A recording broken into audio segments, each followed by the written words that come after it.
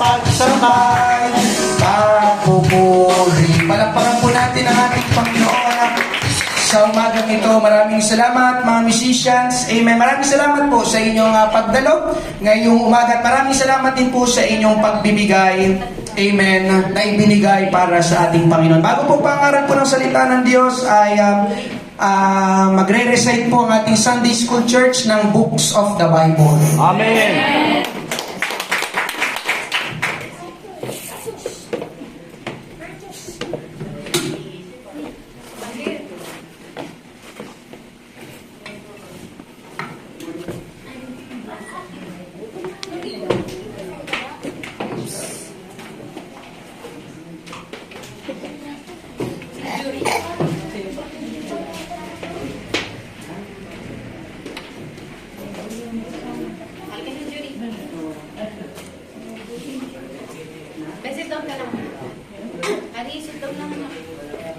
Sit lang muna. Good morning po. Tatlo po sila sa aking mga estudyante na magre-recite po ng Books of the Bible. Ito po ay aming tinalakay, yung pinag-aralan ng 3 linggo po sa Sunday School. Napaka-importante din po kasi para po ang mga bata ay may kaalaman din po patungkol sa mga libro sa Biblia, kung saan po matatagpuan yung aming mga tinatalakay. Hindi lang yung parang sinasabi lang ng teacher, buksan ng Bible sa ganito. Kaya tinalakay po namin ito dahil minsan hindi po nila alam kung saan nakalagay or saan makikita si Matthew or si John, o kaya yung Genesis, Exodus, saan sila matatagpuan na Biblia. Kaya i-recite po nila ang pagkasunod-sunod po ng Books of the Bible. Okay, pakinggan po natin.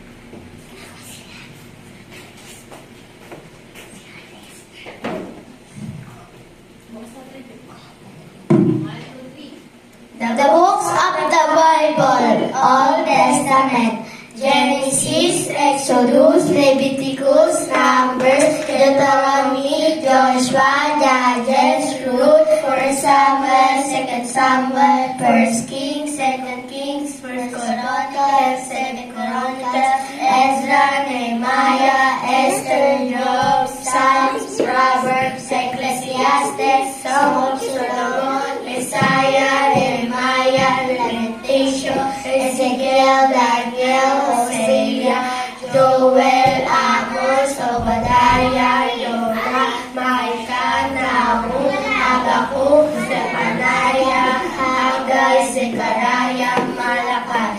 The books of the Bible, New Testament, Matthew, Mark, Luke, John, Acts, Romans, 1st and 2nd Corinthians, Galatians, Ephesians, Philippians, Colossians, 1st and 2nd Thessalonians, 1st and 2nd Timothy, Titus, Philemon, Hebrews, James, 1st and 2nd Peter, 1st and 2nd and 3rd John, Jude, Revelation.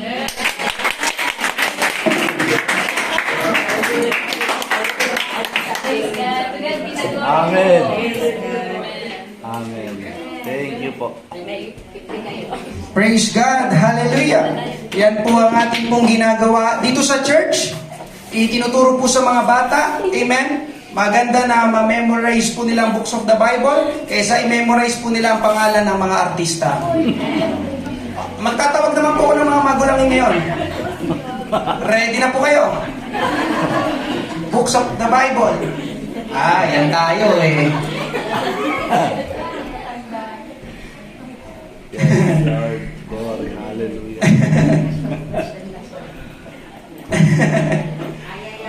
Genesis, Revelation. At least na-refresh sa atin ngayon yung mga books of the Bible. Sa salita po ng Diyos, Proverbs chapter 14. Proverbs chapter 14. Kawikaan, Kabanata 14. Nagkaroon po ng labanan ng mga school sa Amerika at isa po sa mga competition ay yung track and field, takbuhan. At noong taong 1993, merong 128 na mga mananakbo sa NCAA Division 2 Track and Field Championship. Sila po ay merong sinusundang marka kung saan sila dadaan at tatakbo. At nung malapit nang matapos ang takbuhan, isa sa mga mananakbo, ang pangalan ay si Mike Del Cavo, napansin niya na may mali sa mga kasama niyang mananakbo. Yun pa lang ay naliligaw o wala na doon sa tamang linya yung kanyang mga kasama na tumatakbo. Kaya ang ginawa niya ni Mike ay kumaway siya ng kumaway at nagsisisigaw, "Sundan ninyo ako, ito ang tamang daan." I was waiting for them to follow me and yelling, "This is the right way." Sabi ni Mike. Kung bakit ko po yung kinuwento ay dahil marami ding tao po ang nagsasabi ngayon sa panahon natin, "Sundan ninyo ako, ito ang tamang daan." Subalit ang tanong ngayong umaga, yung tinuturo nga ba nila ang tamang daan? Ang tamang landas na dapat puntahan at daanan ng tao?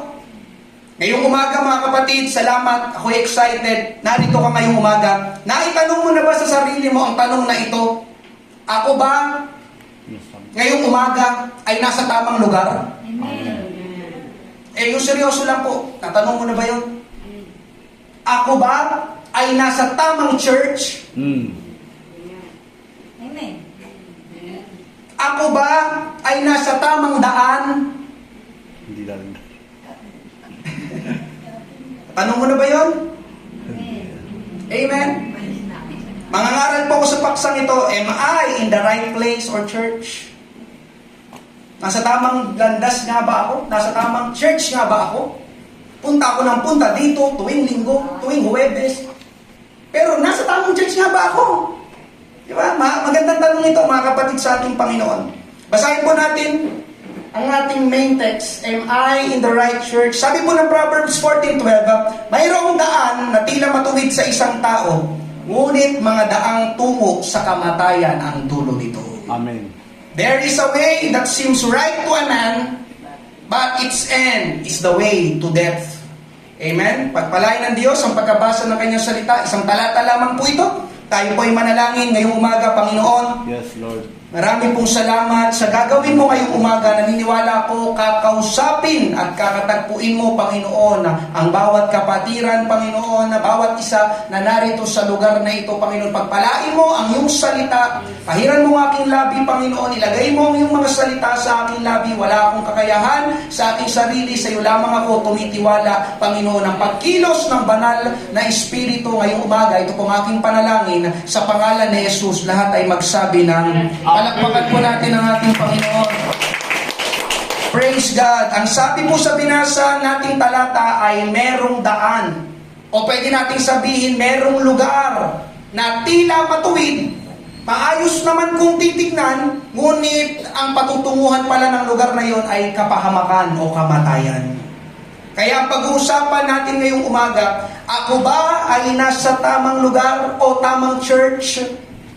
Maganda na suriin nating mabuti ito dahil kagaya ng sinabi ko kanina, baka simba tayo ng simba, pero nasa maling lugar, nasa maling church na pala ang pinupuntahan natin. Dahil kung mali ang ating pinupuntahang lugar, makaka-apekto po ito sa ating buhay as a whole.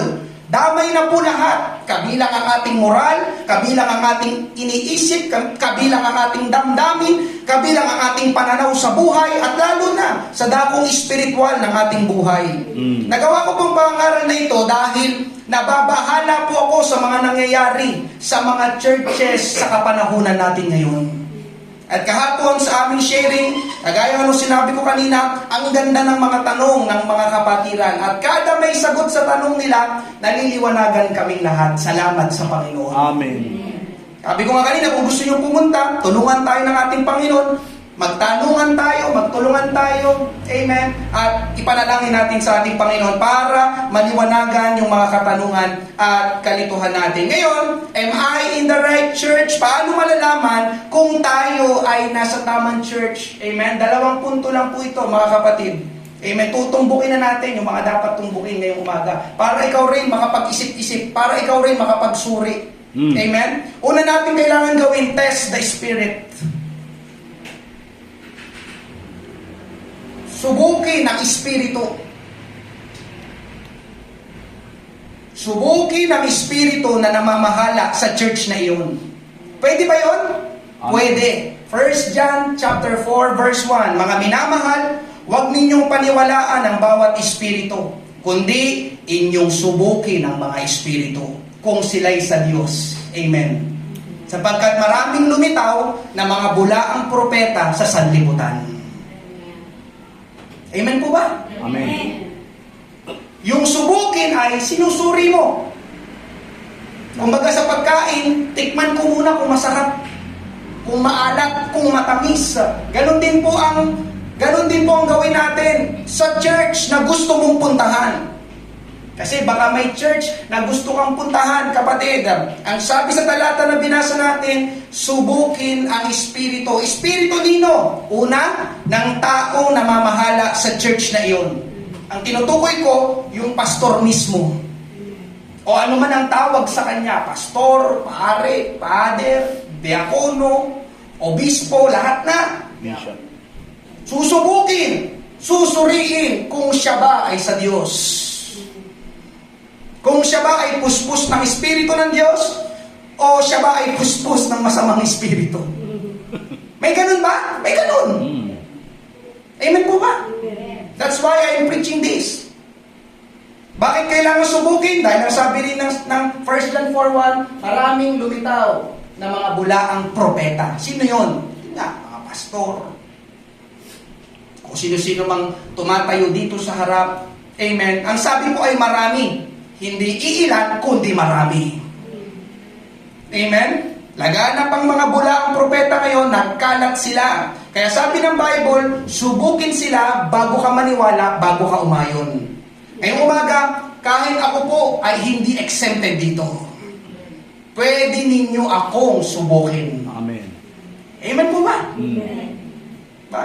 Salita ng salita, itong lalaki ito na nasa harapan ko. Totoo kaya ito pinagsasabi nitong lalaki ito? Amen. Dalawang area po kung saan natin susubukin ang mga taong namumuno sa church. Una po, sa uri ng kanilang buhay. Yung pastor na yon, ano ang uri ng kanyang buhay?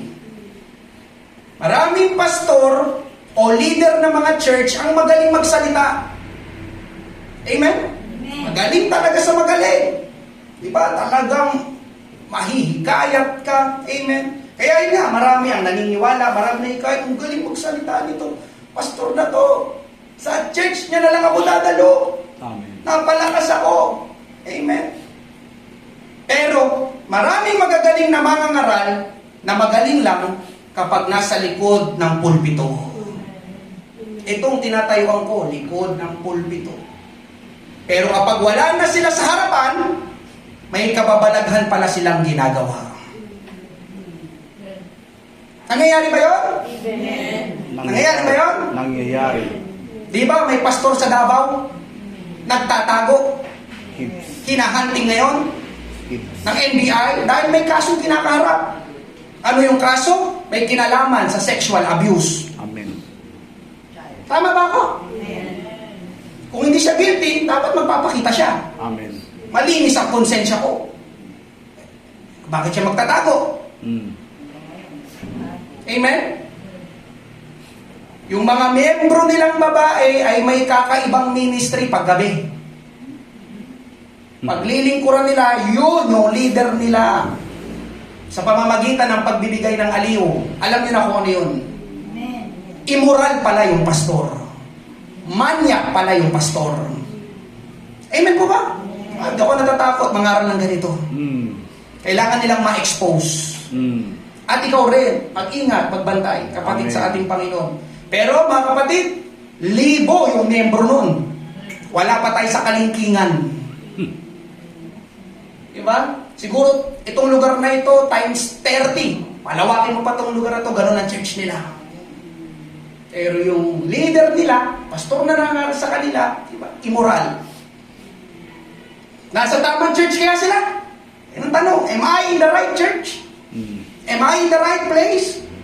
Ito po ang binigay ng Bible sa mga gustong maglingkod sa church tulad ng pagpapastor. 1 Timothy chapter 3, verses 1 to 3, talon tayo ng 9. Totoo ang kasabihan na ang nagnanais na mamuno sa iglesia ay nagnanais ng mabuting gawain. Tama daw ang magpastor, tama daw ang maglingkod sa Panginoon, mabuting gawain. Pero may binigay po na mga kriteria. Kailangan na ang namumuno ay walang kapintasan, iisa ang asawa, iisa ang asawa, iisa ang asawa,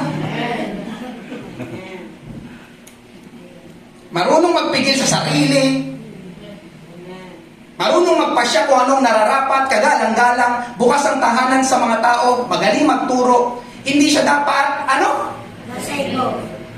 linaw ng Bible. Verse 9, kailangan iniingatan nila ng may malinis na konsensya ang ipinahayag na katotohanan tungkol sa pananampalataya kay Kristo. Amen? Ang sabi mga kapatid, ang mamumuno o gustong mamuno sa church, yun nga, ano man yan tawag, pastor o ano pa, ay dapat iisa ang asawa.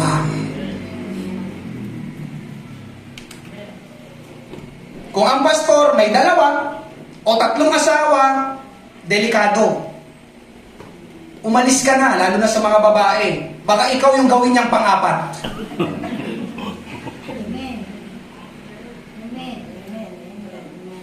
Amen?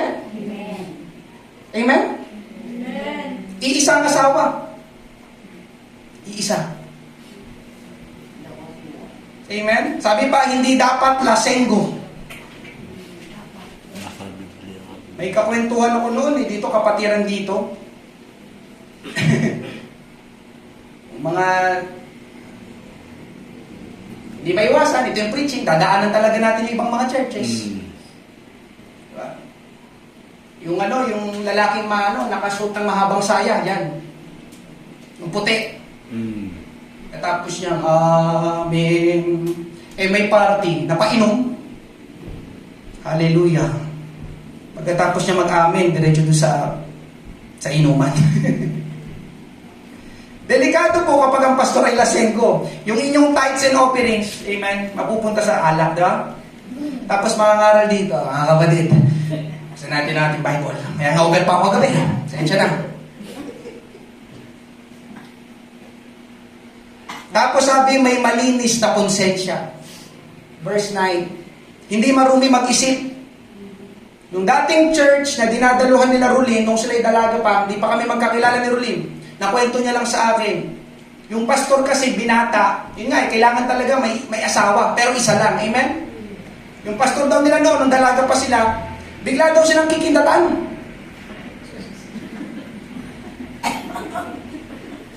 Ano ba naman yan? Nangangaral sa harap, makita ng babae.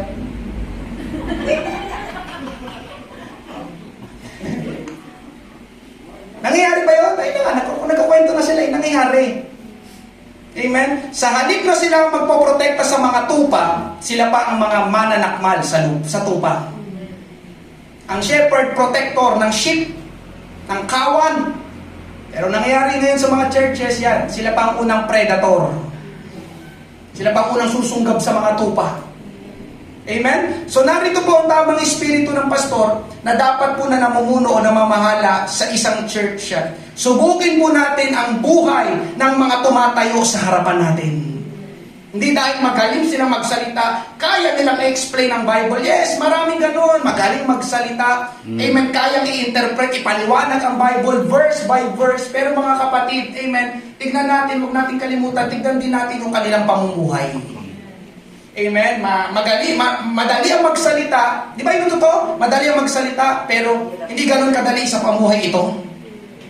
Kahit kami, di exempted. Amen. Kaya yun ang tama, subukin yung Espiritu. Teka lang, bago akong maniwala dito sa taong nagsasalita sa harapan ko, ano kayang uri ng buhay nito? Amen? Pwede kayong kumuha ng investigador. Ha? Yung pastor namin yun, sundan mo siya saan man siya magpunta. Pwede yun.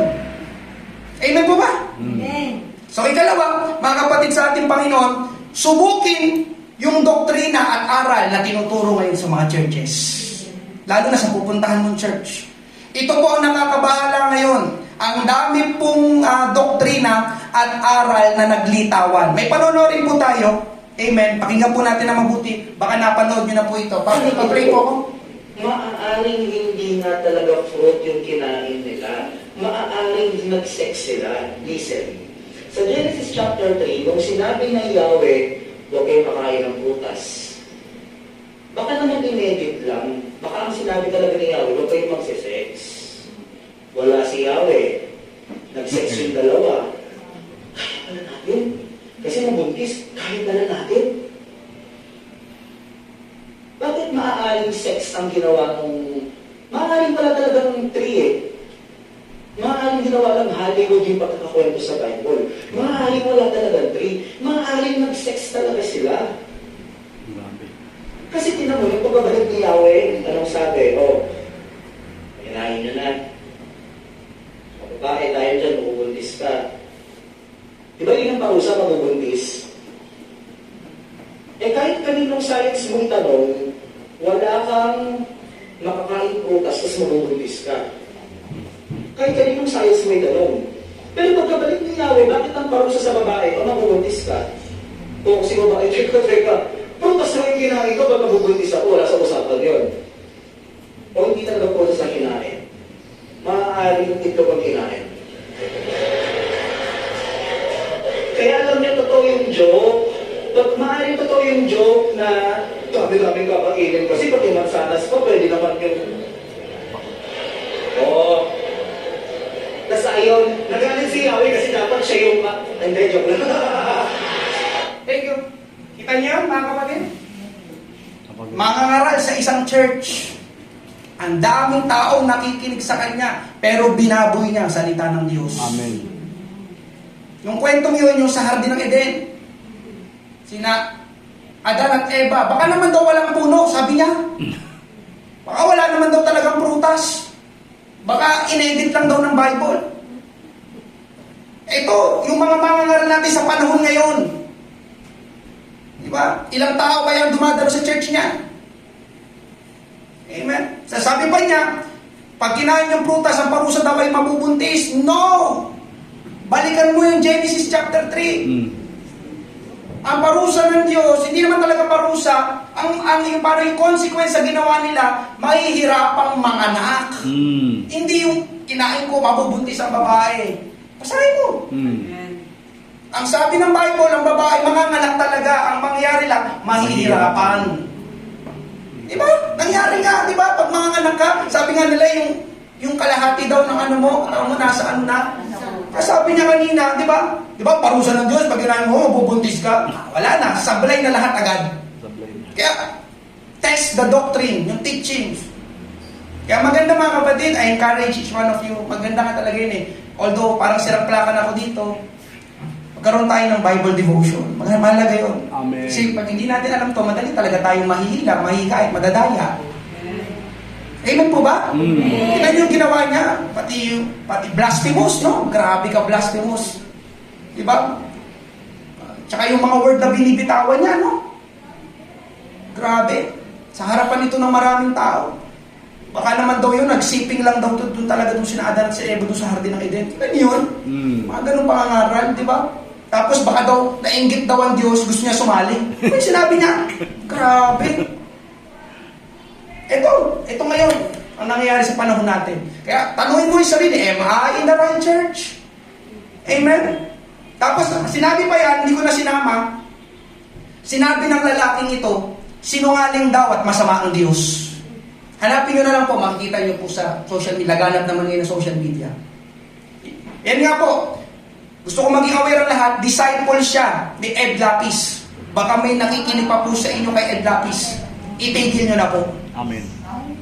Ulitin ko, baka may nakikinig po kayo doon sa lalaking iyon. Itigil nyo na.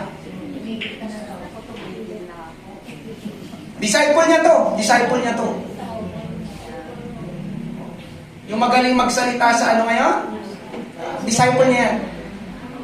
Sinungaling daw at masama ang Diyos. Amen. Kasi sabi ng Bible, di ba, pag kinain, mamamatay daw. O namatay ba si Adan at si Eva? O, hindi sinungaling ang Diyos. Masyado na in-interpret na namatay ang tao spiritually. Hindi physically. Amen po ba? Amen. Yun nga, masyado na lang. Amen? Sa ibang bansa naman, ganito pong sabi, kapatid, may mega church, hindi ko na rin sinabi, ang dami. Hindi ko alam, kaya nga siguro, baka dito ako dinadala ng Panginoon. Sa ibang bansa naman, may mega church pastor. Ibig sabihin ng mega church, yung libo-libo ang tao na dumadalo. Ang sabi niya, sabi ng pastor, sa libo-libong tao nakikinig sa kanya, sabi niya, alam nyo, brothers and sisters, nananalangin ako kagabi sa kwarto. Pagtapos ay biglang dumating si Jesus sa kwarto. At nag-usap kaming dalawa. At bigla kong naramdaman, sabi niya, na-sense daw niya, na pagkakita daw niya kay Jesus, parang may problema si Jesus. Parang may kinakaharap na mabigat na suliranin si Jesus. Kaya ang ginawa ng pastor na ito, pastor ng mega church, kinomfort niya si Jesus. Wow! Tao ang nag-comfort sa Panginoon.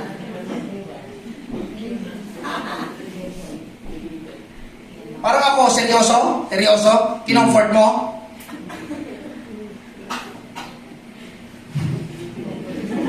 Tuhal kita eh. Kahit pares tayong pastor, di ba? Sabi pa niya doon, dito, sabi pa niya doon, seryoso siya magsalita. Yung mga nakikinig, pinakita din picture, seryoso din nakikinig.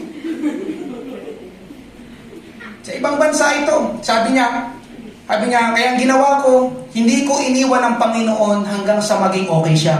Wow! Wow!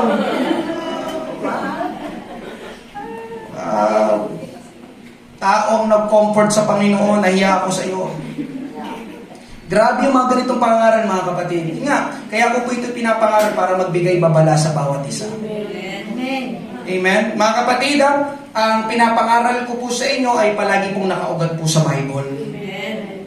Kagaya na sinabi ko kanina, tayo po ay Bible-based doctrine church. Ang ating pong palaging basihan ay walang iba kundi Bible. Hindi po kaalaman at pananaw ng tao kundi sinasabi ng Bible. Dahil ang Bible po ay salita po ng Diyos at ang salita po ng Diyos ay kailanman hindi po magsisinungaling sa atin. Ang salita po ng Diyos kailanman ay hindi po magkakamali. Can you say amen? Amen. Amen. Subalit, kailangan pa rin po nating suriin ng mabuti. Dahil nga sinabi ko kanina, maraming mga nagtuturo ngayon ng Bible din ang gamit pero mali ang interpretation. Kaya mali pa rin ang pagtuturo. Hindi nalulugod ang Panginoon sa mga ginagawa nila nitong, sabi ng Bible, mga bula ang propeta. Galatians 1:6 hanggang 9, nagtaka ako. Dahil ang dali ninyong tumalikod sa Diyos na tumawag sa inyo sa pamamagitan ng biyaya ni Kristo. Bumaling kayo sa ibang magandang balita na hindi naman totoo. Ang totoo, walang ibang magandang balita. Nasabi ko ito dahil may mga taong nanggugulo sa inyo. May nanggugulo ba sa inyo? Amen? Baka may kumakatok sa pintuan nyo. Amen? At gusto nilang baluktutin ang magandang balita tungkol kay Kristo. Sumpain nawa ng Diyos ang sino man. Kabilang daw ako, mga mangangaral, o maging isang anghel galing sa langit na mangangaral sa inyo ng magandang balita na iba kaysa sa ipinangaral namin sa inyo. Sinabi na namin sa inyo noon at muli kong sasabihin, kung may mangangaral sa inyo ng magandang balita na iba kaysa sa tinanggap ninyo, sumpain siya ng Diyos. Grabing hatol ng Diyos, ano? Sumpain siya ng Diyos. Amen? Kaya yung lalaking yun, kailangan niyang magsisi. Yung nangaral ng grabing blasphemous. Amen? Ginawang comedy. Amen? Yung nangyari dun sa Genesis. Mga kapatid, sa ating Panginoon, amen, kapag nangaral po ako, kapag nangaral po ako, na pwede na ninyong gawin ang kasalanan, umalis na kayo dito sa church. Amen. Wala na kayo sa tamang church. Kapag nangaral po ako, na sang-ayon na ako, sang-ayon na ako sa dalawang lalaki na magpapakasal, umalis na kayo dito sa church. Wala na kayo sa tamang church. Kapag nangaral na ako, na ayos lang, kahit wag na tayong manalangin, wag na tayong humayo, wag na tayong magbantay ng ating puso, umalis na kayo, wag na kayong dumalo. Wala na kayo sa tamang church. Ako mismo magsasabi. At kapag nangaral ako, na hindi na babalik si Jesus, at ako na lang ang sinugo niya. Amen. Kapatid, hindi na babalik si Jesus, magkausap kami kagabi sa telepono. Ako na lang ang sinugo niya. Amen. Kaya mamaya yuyukod kayo sa akin na umalis na kayo dahil nasa kulto na kayo. Wala na kayo sa tamang church. Can you say amen? Amen. Subalit, hanggat naririnig nyo na nangangaral po ako ng katuwiran at kabanalan, nangangaral ako na pahalagahan natin ang church, nangangaral ako na ang Panginoong Hesus lang ang tanging daan upang tayo ay maligtas, manatili ka dito sa church, nasa tamang lugar ka. Amen. Amen po ba? Amen. Yes, mga kapatid, listen, may mga oras na hindi natin gusto yung pangangaral.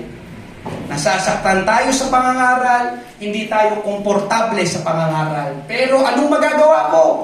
Yun ang sinasabi ng Bible. At yun po ang trabaho ko. Ipangaral sa inyo ang katotohanan ng salita ng Diyos. 2 Timothy chapter 4 verses 2 to 5. Maging handa ka sa pangangaral ng salita ng Diyos sa anumang panahon. Ilantad mo mga maling nilalantad na natin. Pagsabihan ng mga tao sa mga mali nilang gawain. Nandiyan pa po ba kayo? Trabaho daw ito ng pastor. Pagsabihan ng mga tao sa mga mali nilang gawain. At patatagin ang pananampalataya nila sa pamamagitan ng matyagang pagtuturo. Sapagkat darating ang panahon na ayaw nang makinig ng mga tao sa tamang aral. Sa halip, hahanap sila ng mga gurong magtuturo lamang ng gusto nilang marinig para masunod nila ang kanilang layaw. Yun nga nangyayari ngayon. Amen? Hindi na nila pagkikinggan ng katotohanan at babaling sila sa mga aral na gawa-gawa lang ng tao. Ngunit ikaw, maging mapagbigil ka sa lahat ng oras, magtiis ka sa mga paghihirap, gawin mo ang tungkulin mo bilang tagapangaral ng magandang balita. Nung nabasa ko to, thank you Lord. Manatili ka para bang kinakausap ako ng Panginoon dito. Maging matiisin, maging mapagpigil. Tuparin mo ang mga tungkulin mo bilang lingkod ng Diyos. Masakit? Di tayo komportable? Ayaw natin. Pero mga kapatid, ang susundin ko ay yung tumawag sa akin ng ating Panginoon. Amen. Pangaral mo ang katotohanan, ang magandang balita. Pagsabihan mo sila kapag may nakita kang mali sa kanila. Amen? Amen. Patatagin mo ang kanilang pananampalataya. Ito ang tungkulin na ibinigay po sa amin. Amen? Si Pedro, pagtapos silang mapuspos ng banal na espiritu, nangaral si Pedro, alam niyo na po ito, pagkapangaral niya. Amen? Ang sabi doon ay, yung mga tao, yung pangangaral ni Pedro, hindi nakapagpakiliti doon sa mga tagapakinig. Tingnan niyo po Acts 2:37. Nang marinig nila ito, nasaktan ang kanilang puso. Nasaktan. Nangaral si Pedro. At yung mga nakapakinig, nasaktan ang kanilang puso. At sinabi kay Pedro at sa iba pang mga apostol, mga Ginoo, mga kapatid, anong dapat naming gawin? Nasaktan sila sa pangangaral ni Pedro. Pero yung sakit na yon, mga kapatid, ang gumising sa kanila sa katotohanan. Nakumbikta sila bigla. Kaya ang sabi nila, anong gagawin namin? Kapatid, anong gagawin namin? Tama yung pinangaral mo, yung sinabi mo. Saktan ako, pero alam ko totoo yan. Anong kailangan kong gawin? Gusto naming mapatawad, gusto naming maligtas. Yun ang kailangan ngayon ng mga tao. Amen? Kaya mga kapatid, hallelujah, yung mga masasakit na pangangaral ay kailangan din po natin. Dahil paminsan, yun po ang magpapagaling sa atin. Amen. At magtutuwid ng direksyon ng buhay natin. Ang sugat, amen, ayaw nating lagyan ng alcohol o betadine dahil masakit. Pero kung doon naman gagaling ang sugat, bakit hindi natin lagyan? Amen. Ang injection, iniiwasan ng marami dahil masakit, di ba? Pero kung sa gamot na i-inject sa atin, doon tayo gagaling, bakit hindi tayo magpa-injection? Nandiyan pa po ba kayo? Amen. Mga kapatid, ipinangaral ko po ito dahil gusto kong maliwanagan ka. Gusto kong maliwanagan ka dahil nagmamalasakit ako sa kaluluwa mo. Amen. Thank you, Lord. Nagmamalasakit ako sa iyo dahil isang araw, haharap ka sa Diyos. At gusto ko na kapag humarap tayo, ako at ikaw sa Diyos, tayo po ay haharap na malinis. Alam ang salita ng Panginoon, pinaghaharian ng Panginoong Hesus ang ating buhay. Amen. Amen? Hallelujah. Thank you, Lord. Ikalawa, sa first point pa rin po ito, mga kapatid sa ating Panginoon. Una, itest mo yung tao na yun, yung pastor na yun, yung uri ng kanyang buhay. Itest mo yung kanyang mga ipinapangaral. Totoo pa ba yun? Sa Bible pa ba galing yun? Ikalawa, ang kailangan nating itest, Amen, ay yung espiritu na nananahan doon sa church. Anong klaseng espiritu yung namamahala? Yung kumikilos doon sa church na yon. Amen? Anong klaseng church ang iyong dinadaluhan? Hindi, amen? Mga kapatid, ulitin ko, ang pangaral ko na ito ay hindi po para siraan ang mga ibang churches. Ang nais ko pong ipunto ngayong umaga ay ihayag, i-expose ang mga nangyayari ngayon sa mga churches. Pero mo, kung hindi mo pa pala napanood yung kanina, di ba wala kang kalam-alam? May ganun pala. May ganun palang pagtuturo. Ang lakas ng loob nila. Naka-video pa, naka-record pa, di ba? Amen. Mga kapatid, marami pong mga Christian churches ngayon. Ulitin ko, Christian. Unahin natin yung mga Christian churches. Lalo na sa mga mega church. Ibig sabihin ng mega church ay marami talaga. Daan-libo ang dumadalo. Amen. Ilang beses ko na itong sinabi, di ba, yung mas binibigyan nila ng oras ang pag-awit ng papuri sa Panginoon. Wala pong masama doon. Kaya lang ang problema, 2 oras kayong nagkakantahan, tapos pagdating ng salita ng Diyos, 20 minutes lang. Ano bang mas mahalaga? Di ba? Biruin mo, lahat ng praise and worship natin dito sa Pateros, kinanta natin ng isang Sunday lang. Diba? Jesus, hallelujah. Dami na, no? Napagod siguro kayo nun. Sabi, basta di ba tapos yung praise and worship natin? Kaya pagdating ng preaching, kaya natutulog, pastor, ang tagal ng praise and worship natin eh. Eh, naman nangyari sa mga churches ngayon, amen po ba? Alam niyo po ba kung bakit gano'n ang mga nangyari sa mga churches ngayon? Ito po kasi yun, mga kapatid. Ang gusto po kasi ng mga tao, lalo sa panahon natin ngayon, ay entertainment. Entertainment.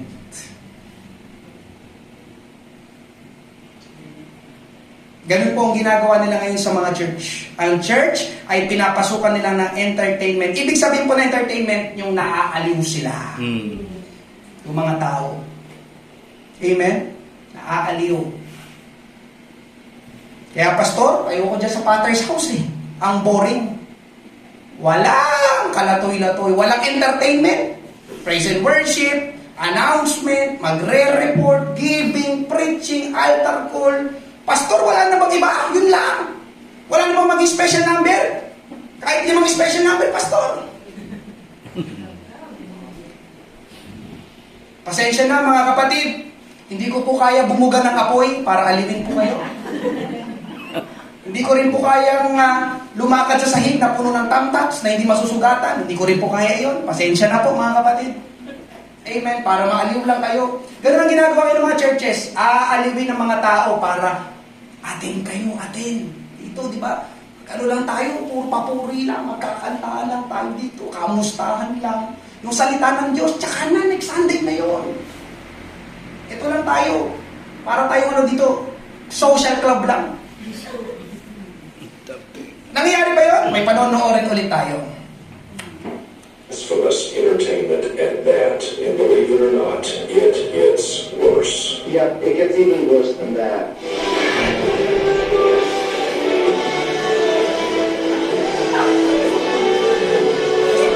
If you're not familiar with this song, it's a song by Miley Cyrus called Wrecking Ball. And the music video involves Miley Cyrus swinging around on a wrecking ball without any clothes on. And this church has no problem with not only playing the song, but also having one of the pastors, I'm guessing this is a pastor, swing around on a wrecking ball, similar to the music video. And really quickly, if you want to...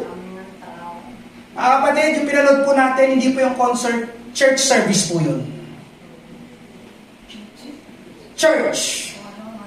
Ulitin ko, church yun. At yung lumalambitin kanina, pastor yun. Parang awan nyo na, hindi ko gagawin yun.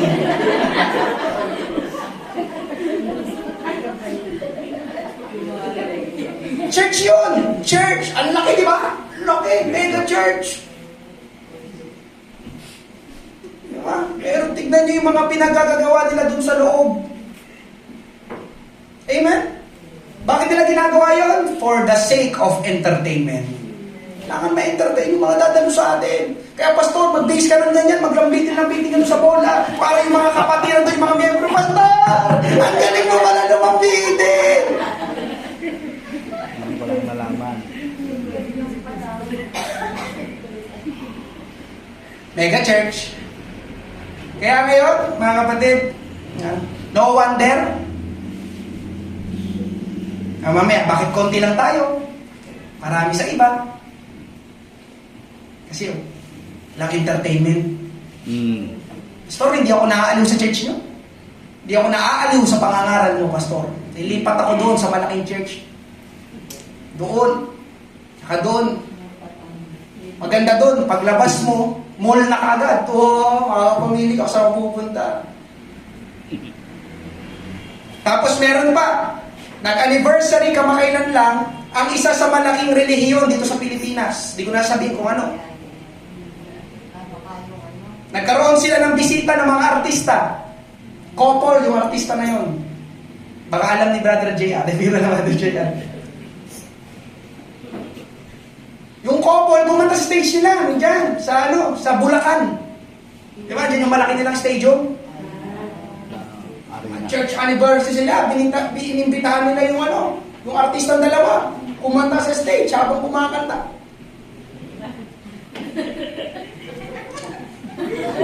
Church anniversary, ano yun? Sabi ko, wala na talaga. Lord, Lord, salamat, guide me sa preaching na ito. May tulos. Mga tao, may cellphone.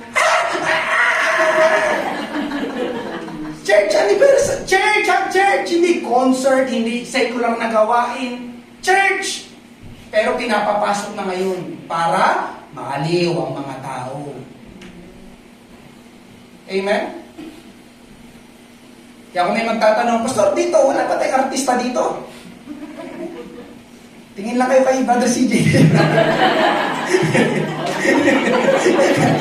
Kami makikita si CJ na naman. Sorry, Jay.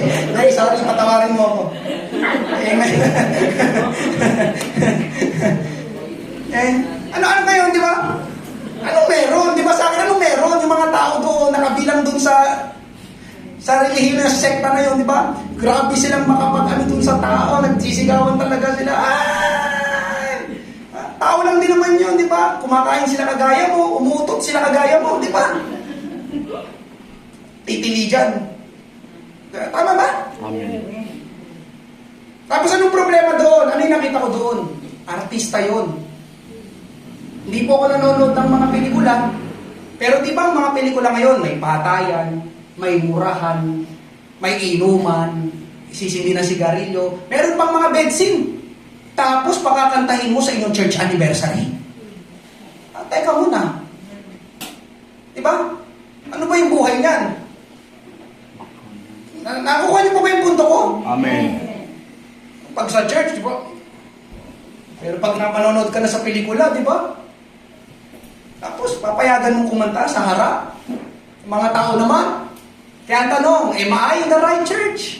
Ang nakakatawa pa doon, napanood ko yung mga comment, nakakatawa talaga mga tao talaga, grabe. Sabi ng mga tao, sana makapanumbalik na ako para makapanood na rin ako ng mga artista. Ha? Panunumbalik ka sa church lang dahil sa artista? Ay nangyayari ngayon mga kapatid. Amen po ba? Amen. Ang problema ngayon sa mga churches, ang mga church ay nakasentro na sa tao, hindi na sa Panginoon. Sino mangangaral ngayon? Si Pastor Timothy. Ay, sa susunod na lang ako dadalo. Gusto ko mangangaral si gantong pastor. Amen po ba? Merong illustration dito. Ang pangalan niya ay si Francois Fenelon. Siya po ay isang preacher noong 17th century. Siya po ang preacher sa lugar nila sa France. At dumadalo po sa kanilang church si King Louis XIV. Isang linggo ng umaga, pagdalo ng hari doon sa church at kasama yung kanyang mga tauhan, nagulat yung hari dahil wala ni isa man lang tao doon sa church. Kaya napatanong si King Louis doon kay Francois Fenelon, anong ibig sabihin nito? Bakit walang tao? Sumagot yung preacher, si Francois, sabi niya, Your Majesty, I had published that you would not come to church today. Ipinamalita ko na kahapon na hindi ka dadalo ngayong Sunday morning. Para makita mo na yung mga tao na dumadalo dito ay ikaw lang ang pinupuntahan, hindi talaga ang Panginoon. Amen. Tamo, nag-announce ako kahapon, hindi ka pupunta. Wala sila lahat ngayon. Sabi ng hari, ganun ba? Ayan ang nangyayari ngayon. Sinong VIP sa church nyo? Parang gano'n, sinong VIP? Sinong artista dumadalo sa inyo? Sa amin, 10 artista namin. May 5 pa kaming politiko. O, ano meron? Kamusta yung buhay ng mga artista at politiko na yun? Nandiyan pa po ba kayo? Amen? Sa church namin ngayon, magsisimba si President Bongbong Marcos. Oo. Sa inyo, sinong kilalang taong dumadalo sa inyo? Naroon nga ang Pangulo, pero kung wala naman doon ang Panginoong Hesus, anong silbi nun? Ang pinakamahalagang dadalo sa church ay walang iba kundi ang Panginoon. At siya rin palagi dapat ang bida sa church, hindi ang tao. Can you say amen? Hallelujah. Tapos yung isa pa mga kapatid, payagan nyo na ako mangaral. Yung mga nangyayari hindi tama sa mga service ngayon. Di ba sabi ko kanina, test the spirit sa mga namamahala sa church. Baka ganito, puntahan kayong church. Idaanan na natin yung yung sabi nila, yung pagpapatong ng kamay. Speak in tongues, mapuspos ng banal na espiritu. Di ba? Yung, doon ako sa church na kapag pinatungan ng kamay, yung mangingisay dapat.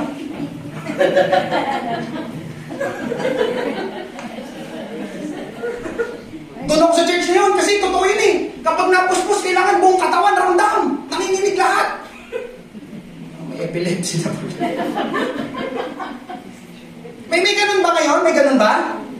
Nangangarap ba ako ng gawa-gawa ko lang? Di ba? Kailangan yung mangisay ka, di ba? Para masabing puspos yung tao na yun. No, mga kapatid. Laging Bible ang babalikan natin. Sa araw ng Pentecostes, bumaba ang banal na espiritu, napuspos yung isang 20 tao, mga alaga doon sa upper room. Pagkapuspos nila, hindi sila nangisay, sina Pedro. Wala kayong mababasang gano'n. Ang nangyari sa kanila, nagsalita sila sa iba't ibang wika. Walang nangisay sa kanila. Pero ano nangyari sa panahon natin? Naisingit ko to kasi may nagtanong kahapon, Pastor, pag napuspos ba ng banal na espiritu, kailangan manginig tayo mangisay? Hindi. Ang Holy Spirit ay gentle, mahinahon, kaya mong kontrolin. Di ba? Tapos yung meron pa, di ba, yung hihipan ka. Kasi ikaw naman, biglang tutumba. Yun pala kaya tumumba, mabaho pala hininga ng huli. Ano yung mga kalokohan ng mga church ngayon, mga kapatid? Ano ba yun? Diba? Yung isa, diba, yung gaya, yung gano'n, tutulak yung aayaw, diba? Sabi nga, tumumba ka eh. Sabi nga, tumumba ka eh. Hindi mo nakita yung mga iba, tumumba? Kulit mo eh. Tumumba na sila lahat, ikaw ayaw mo pa tumumba eh. Nangyayari ba o gawa-gawa ko lang? Diba? Yan ang mga churches ngayon, diba? Kasi lalo na tayo mga Pilipino, mahilig sa kababalaghan, mahilig sa misteryo, mahilig sa entertainment, naaalig dapat. Doon ako doon. Kasi pagkapatong ng kamay, yun nga, ba, yung nagwala sila lahat doon. Gusto ko yung ganun church, nakakaliw. Pagkapatong ng kamay, may aso pala.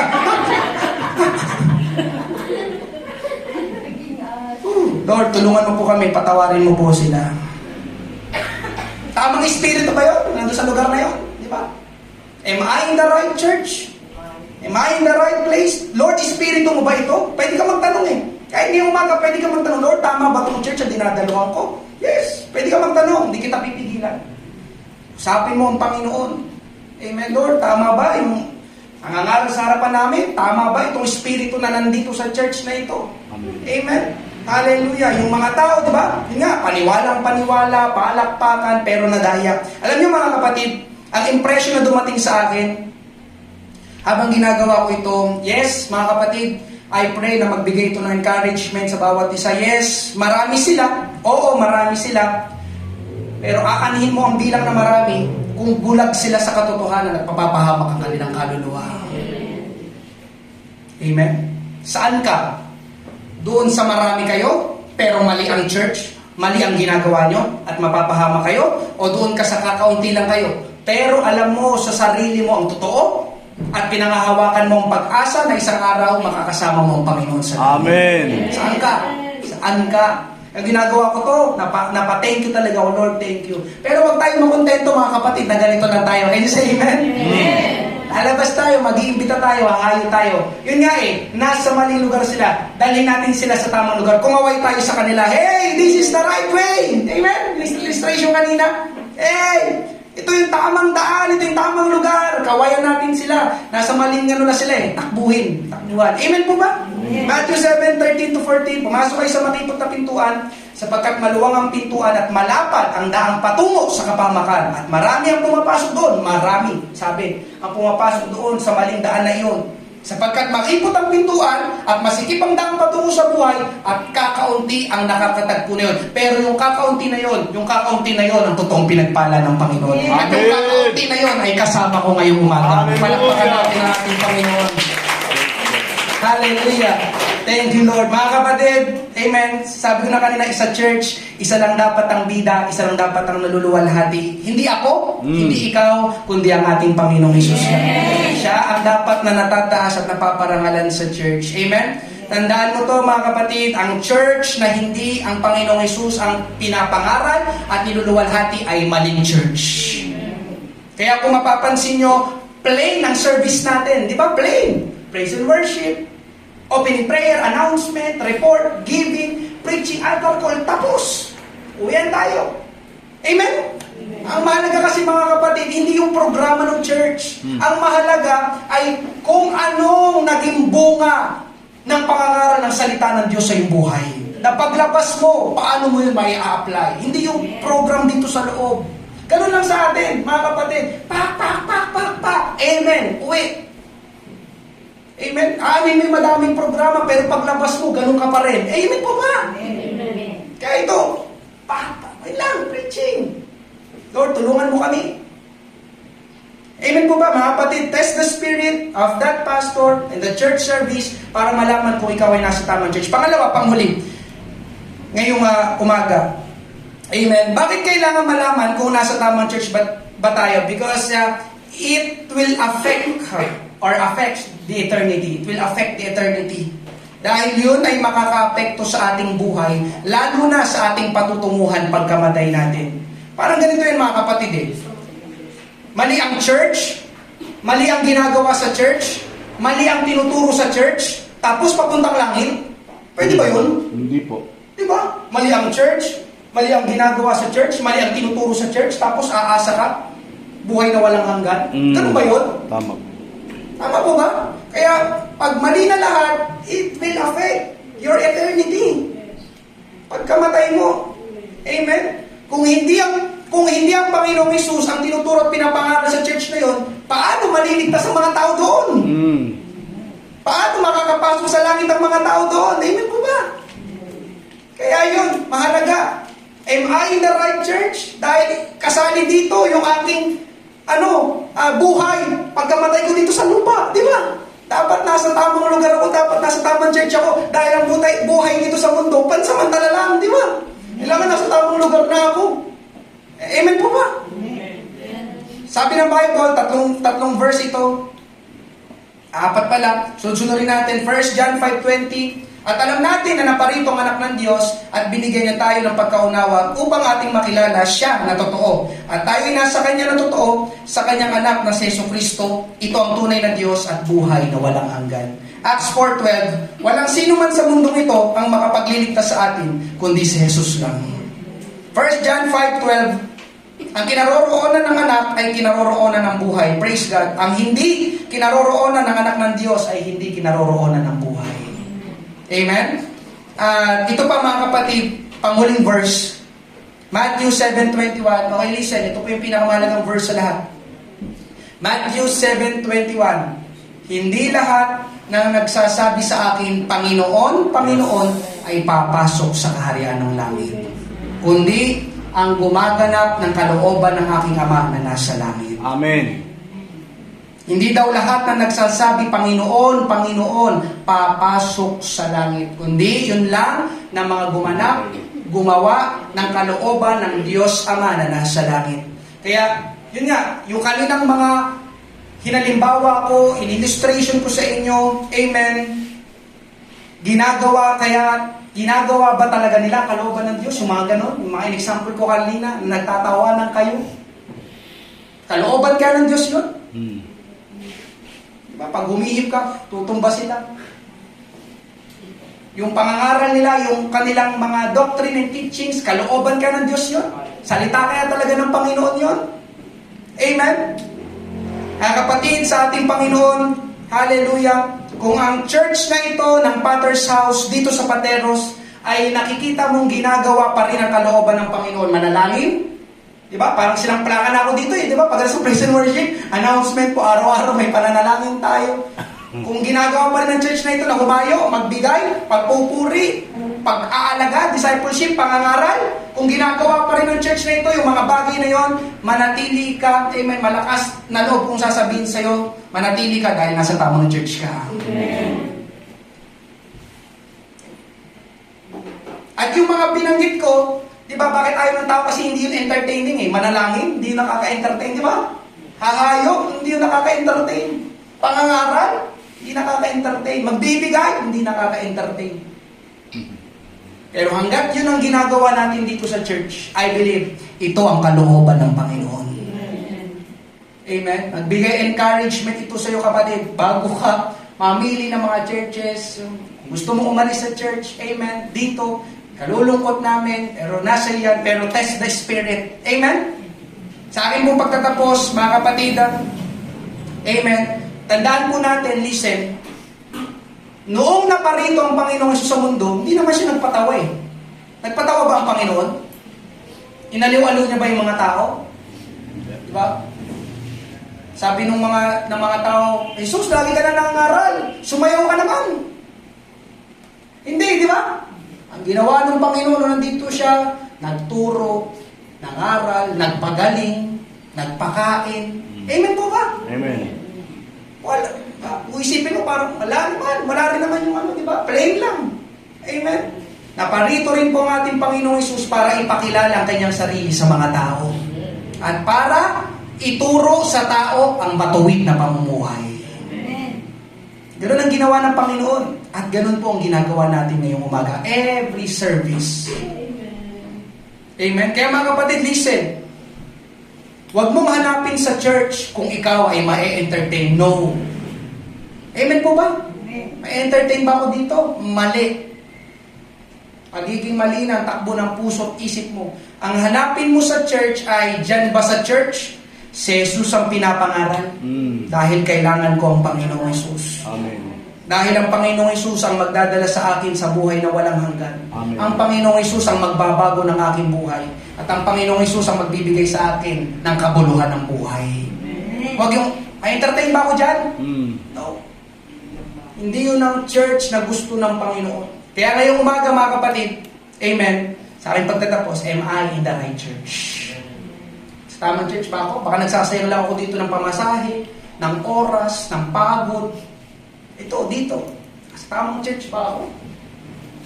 Mamaya, kausapin mo ang ating Panginoon. Amen? Pero sasabihin ko sa iyo, nasa tamang church ka. Amen. Amen. Ngayong umaga, amen, I believe na ipunto ko na po, dapat na ipunto ngayong umaga. Magsiyo ko po tayong lahat, pasalamatan natin ang ating Panginoon. Lord, hallelujah. Lord, marami pong salamat. Am I in the right church? Ang konti namin, nakakalungkot naman. Ito lang kami. Hallelujah. Glory. Mga kapatid, test the spirit. Yung ginagawa ng church na yon, ano yung kanilang ginagawa doon sa loob? Diba? Ayon pa ba yung Panginoon sa salita mo? Ayon pa ba yung Panginoon sa kalooban mo? Salamat, Panginoon. Amen. Thank you, Lord. Hallelujah. Ako po'y magpapanyaya. Kung meron man pong first time ngayong umaga, amen, kasagutan po kayo sa aming panalangin. Nalulugod po kami na kayo po ay aming makasama. Kung hindi mo pa tinatanggap si Jesus sa iyong buhay, ito pong napakagandang pagkakataon. Hindi kami nag-aalok ng panibagong relihiyon. Ang kailangan po ng tao ay tunay na relasyon sa Diyos. At yun ay sa pamamagitan ni Jesucristo. John 14:6, ako ang daan, at ang katotohanan, at ang buhay.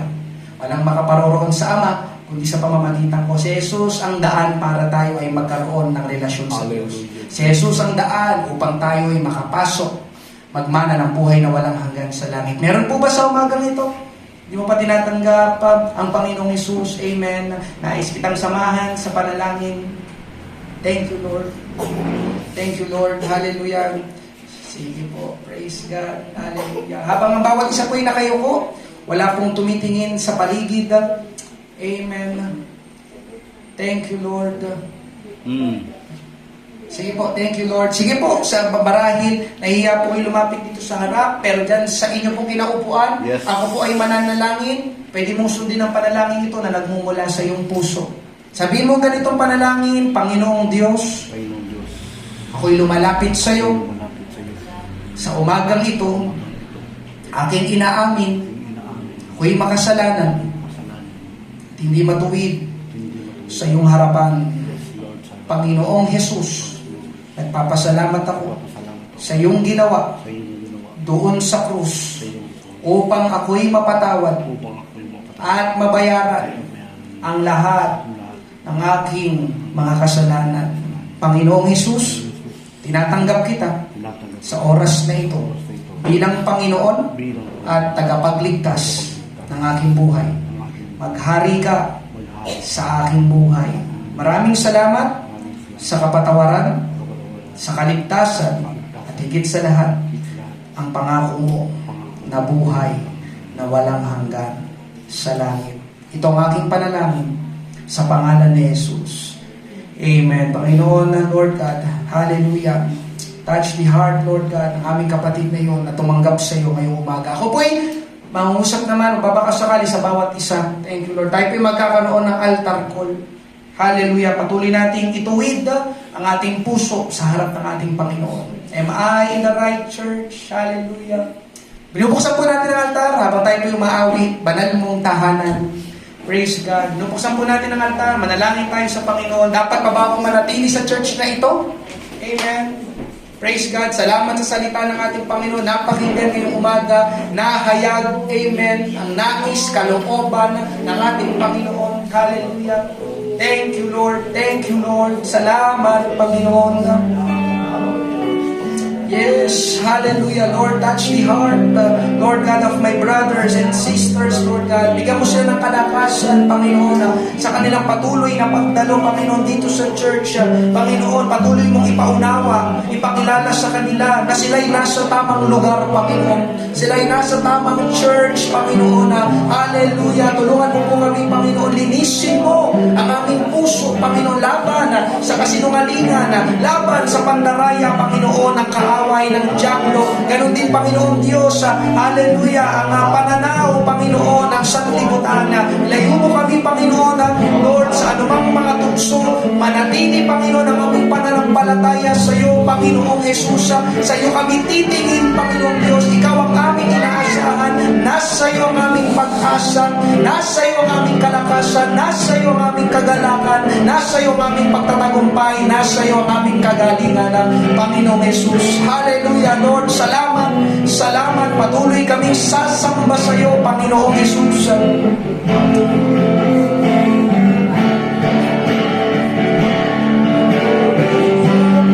Buhay ko'y maging banal mong tahanan. Lutukan ng iyong magas na pasinta. Natuloy ang walang hanggang mga papuri pagsamba. Tayo po'y magsimayong lahat. Awitin natin muli ang puso ko'y dinudulog. Thank you, Lord. Ang puso ko'y dinudulog sa'yo. Nagpapakumbaba, nagsusumaho. Paging tapatin mo, ikaw ay mamasdan, makaniit ka at sa'yo ay pumisan.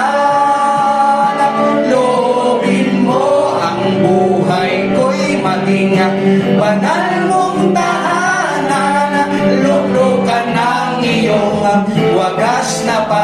sinta. Daluyan ng walang hanggang mga papurit pagsamba. Maghari ka, O Diyos, ngayon at kay sa uli pagkakataon, loobin mo ang buhay ko'y maging ang banal mong tahanan. Luklukan ng iyong wagas na pagsinta. Daluyan ng walang hanggang mga papurit pagsamba.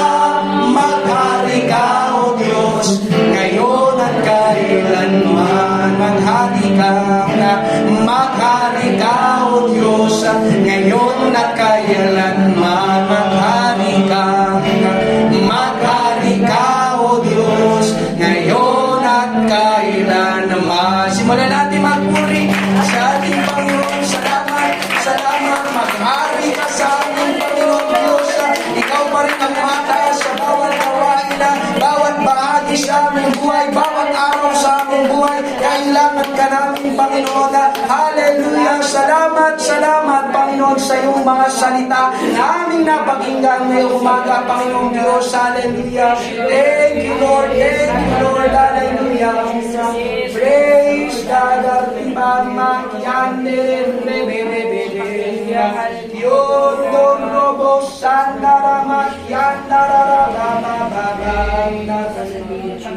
Hallelujah. Glory, glory, glory. Thank you, Lord Jesus. Hallelujah. Thank you, Lord. Hallelujah. Praise God. Hallelujah. Mga kapatid sa ating Panginoon, magpatuloy ka, nasa tamang lugar ka. Hallelujah. Hindi ko ipinagmamalaki ang church, ang ipinagmamalaki ko ay ang ating Panginoon. At ang Panginoon, lagi natin kasama dito sa church. Amen. Amen. Hallelujah. Patuloy kayong palakasin ng ating Panginoon. Mag-ingat palagi. Amen. Kagaya ng aking pangaral ng nakarang linggo, ang pinakamahalagang bagay na dapat nating ingatan ay ang ating puso. Amen. Hallelujah. Maraming salamat po sa inyong pagdalo. Ngayong umaga, hallelujah, tayo po ay manalangin. Praise God, hallelujah. Ngayong umaga, tapusin tayo sa panalangin ni Brother CJ. Lord, maraming salamat. Thank you, Lord Jesus. Panginoon, hallelujah. Panginoon, maraming salamat muli sa umagang ito sa pagtatagumpay ng gawain mo, sa pangangaral ng iyong salita, Panginoon, na pagbibigay sa aming kaalaman, Panginoon, patungkol, Lord God, sa mga bulaang propeta, Panginoon, patungkol, Panginoon, sa kung nasa tamang lugar kami, Panginoon, aming dalangin na ang bawat isa ay maging matatag sa aming pananampalataya sa iyo, Lord God, na ikaw ang patuloy na mataas sa aming buhay, ang maghari sa aming mga puso, Panginoon, gayon din, Lord God, sa church na ito na aming dinadaluhan, patuloy na ikaw ang maparangalan, ikaw ang maitaas, ikaw ang maluwalhati, Panginoon. Ikaw ang maging bida, Panginoong Jesus. Wala nang iba, Lord God. Hallelujah. Patuloy kang kumilos sa iyong gawain. Patuloy kang magligtas. Patuloy na magbunga pa, Panginoon, at lumago ang church mo dito. Hindi para dumami lamang ang miyembro, kundi para, Panginoon, mas dumami pa ang mga maliligtas at gagamitin mo, Panginoon, para mas umabot pa, Lord God, ang mga naliligaw na kaluluwa sa labas, Panginoon. Maraming salamat, Panginoon. Pagpalain mo ang bawat isa at ibalik kami sa susunod pang gawain, Lord God. Patuloy na pagpalain, Lord God, ang iyong church, Panginoong Jesus. Ikaw ang mataas sa aming buhay sa gawain ito, Lord God. Ito ang aming panalangin sa pangalan ni Jesus. Amen. Maraming salamat po sa inyong pagdalo. Ingat po kayo, pagpalain po kayo ng ating Panginoon.